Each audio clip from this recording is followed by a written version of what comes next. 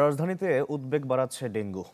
2 সপ্তাহের মধ্যে মশা নিয়ন্ত্রণে কার্যকর পদক্ষেপ না নিলে পরিস্থিতি নিয়ন্ত্রণের বাইরে যাবার আশঙ্কা করছেন জনস্বাস্থ্য বিশেষজ্ঞরা। স্বাস্থ্য অধিদপ্তরের তথ্য বলছে, দক্ষিণ সিটির মানুষ ডেঙ্গুতে বেশি আক্রান্ত ও মারা যাচ্ছে। যদিও সিটি কর্পোরেশনের দাবি, স্বাস্থ্য অধিদপ্তরের তথ্য সঠিক নয়। ঢালাইয়ের সেরা প্রিমিয়ার সিমেন্ট। বাংলাদেশে ডেঙ্গুর সংক্রমণ ছড়িয়ে পড়ে 2000 সালে। এরপর সময় পেরিয়েছে 2 যুগ, কিন্তু নিয়ন্ত্রণ বা লাগাম টানতে কার্যকর কোনো পদক্ষেপ নেওয়া সম্ভব হয়নি। ফলে প্রতি বছরই ডেঙ্গুতে আক্রান্তের সংখ্যার সাথে বেড়েছে মৃত্যুও।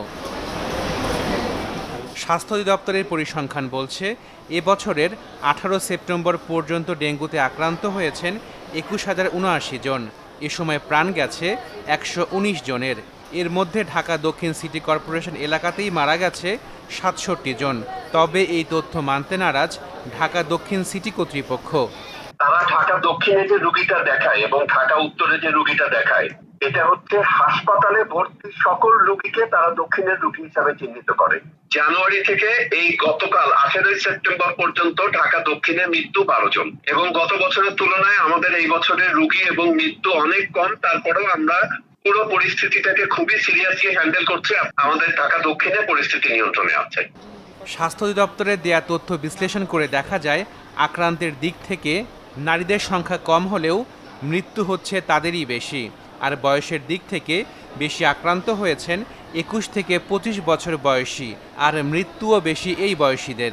এবারে আমাদের যে জুলাই, আগস্ট, ইভেন সেপ্টেম্বরেও থেমে থেমে অনেক বৃষ্টিপাত হয়েছে। তার ফলে এডিস মশার প্রজননের যে উৎসগুলো, সেই কন্টেনারে অনেক পানি জমেছে। যে জুলাই আন্দোলন হলো বাংলাদেশে, তার পরবর্তীতে সিটি কর্পোরেশন বা পৌরসভার মেয়র, কাউন্সিলররা ছিলেন না এবং মাঠ কর্মীদেরও দেখা যায়নি। চিকিৎসা ব্যবস্থার বিকেন্দ্রীকরণ যদি হয়, তাহলে চিকিৎসক যা আছে, আমাদের নার্স আছে, যে বিভিন্ন যন্ত্রপাতি আছে, ওষুধপত্র আছে, এটা দিয়ে কিন্তু মৃত্যুর হারটা অনেক কমাতে পারে। পুরুষরা হয়তো সংসারের উপার্জনক্ষম রোগী, উপার্জনক্ষম ব্যক্তি, কাজেই তার স্বাস্থ্য নিয়ে পরিবারের যত উদ্বেগ, একজন নারীর জন্য হয়তো এখনো পর্যন্ত তত উদ্বেগ সৃষ্টি হয়নি। কাজে তারা চিকিৎসা যাচ্ছে দেরিতে।